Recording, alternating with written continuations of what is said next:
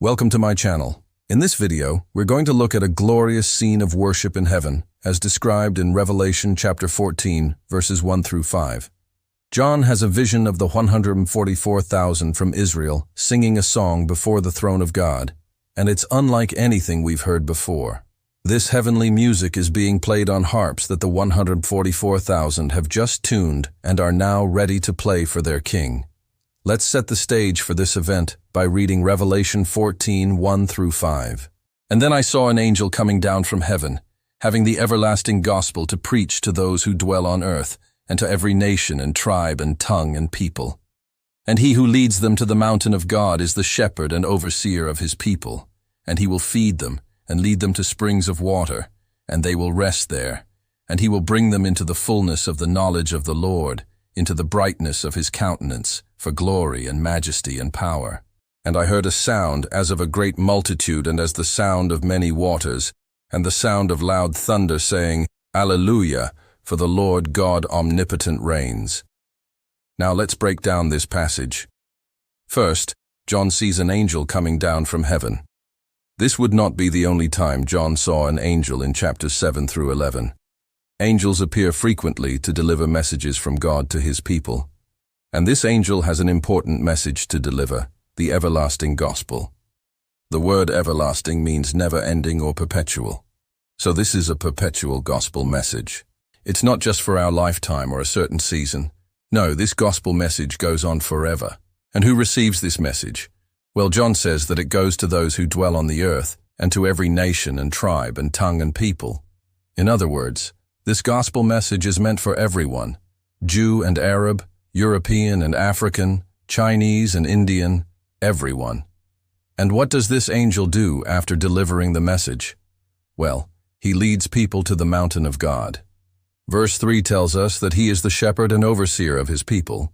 He feeds them and leads them to springs of water where they can rest. And eventually he brings them to the fullness of the knowledge of the Lord and the brightness of his countenance, for glory and majesty and power. To me, this sounds like a picture of salvation. We go from spiritual death, wandering in the wilderness, to spiritual life, resting in the presence of God. And what do we see happening in the midst of all this? Music, an overwhelming sound of a great multitude, like many waters and like loud thunder, all saying, Alleluia, for the Lord God omnipotent reigns. So why is this music so loud? Why are they playing it up so much here in Revelation 14? Well, remember, this is a book of judgment.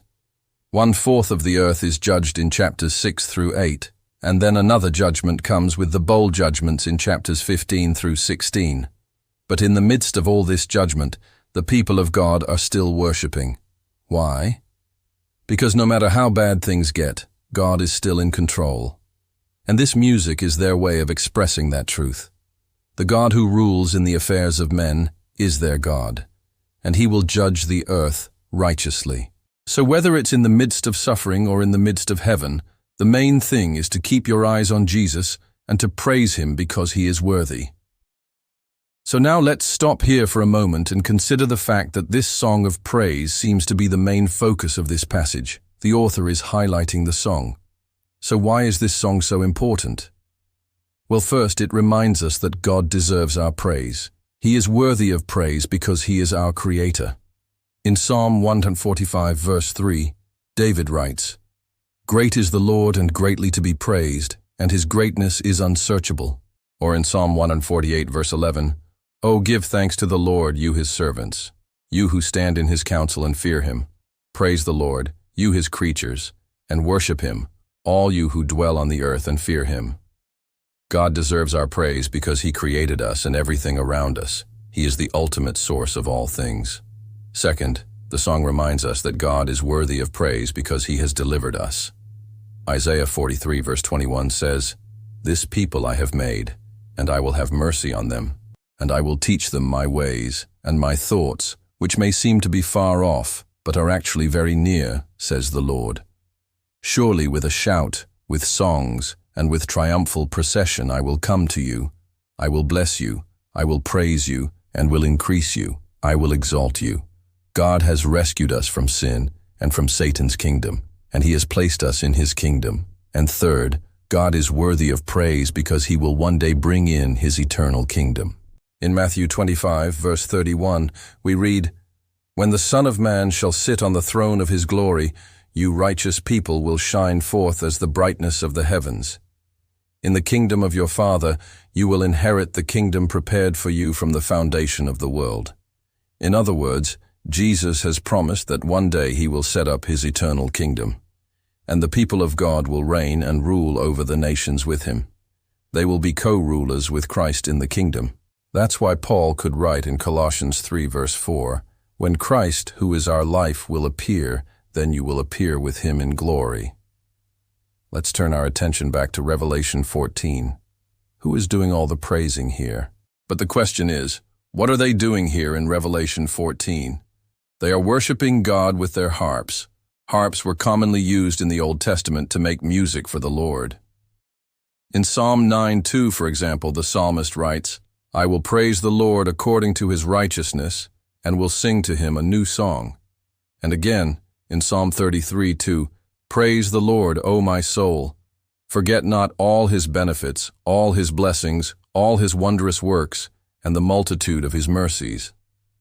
And the context of these psalms is Israel's deliverance from Egypt and the assurance that God will continue to be their protector. So the harps represent praise, remembrance of God's faithfulness and trust in his continued protection. But notice something else that happens before the 14,000 begin their praise. Their harps have been tuned. It's as if they had to tune their harps before they could play a sweet song to the Lord. And tuning your instrument before you play is something all musicians do. But why must they tune their harps? Why did they have to tune them? Well, to me, this represents preparation. It shows that God's people have put in the work. They've taken the time to tune their hearts and their lives so that they can offer a pure sacrifice of praise to God. And what do they do with their tuned harps? They offer God a song that echoes throughout eternity.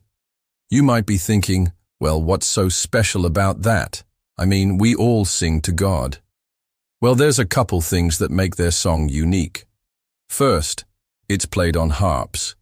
As I mentioned a moment ago, harps are associated with God's people in the Old Testament. It was the instrument of praise. And secondly, it's a song that comes out of persecution.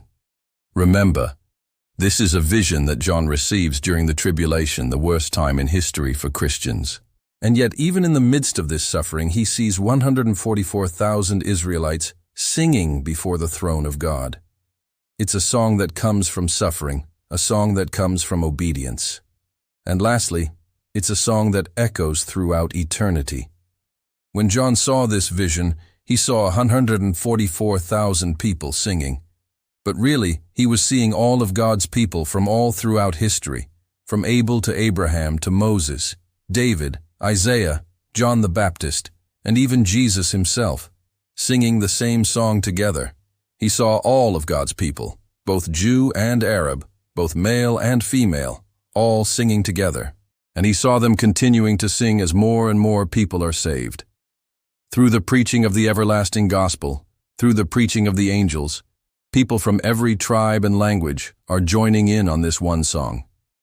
And the song will continue throughout eternity. There will always be people joining in. So let's close with this. Do you sing to God? Do you praise him often? Do you express your gratitude for what he has done and is going to do? Or have you allowed life to get in the way? Have you let busyness or distractions keep you from praising God?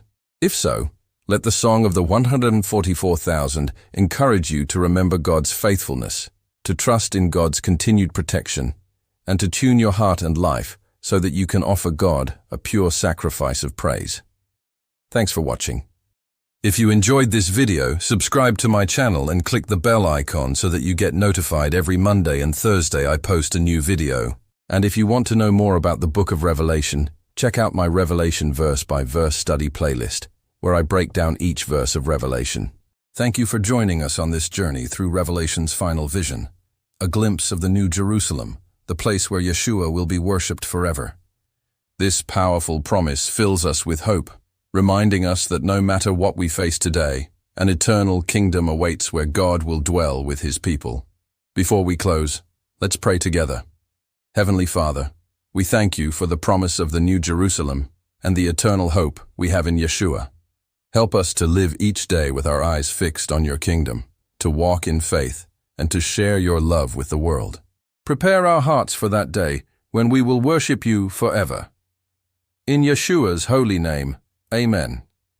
If this message encouraged your faith, we'd love to hear from you. Share in the comments what excites you most about the New Jerusalem.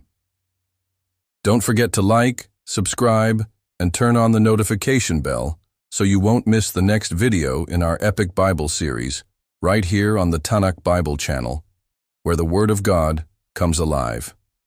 Until next time, stay faithful, stay hopeful, and keep your heart fixed on Yeshua, the one who makes all things new. Thanks again for watching. Have a great week, and I'll see you in the next video.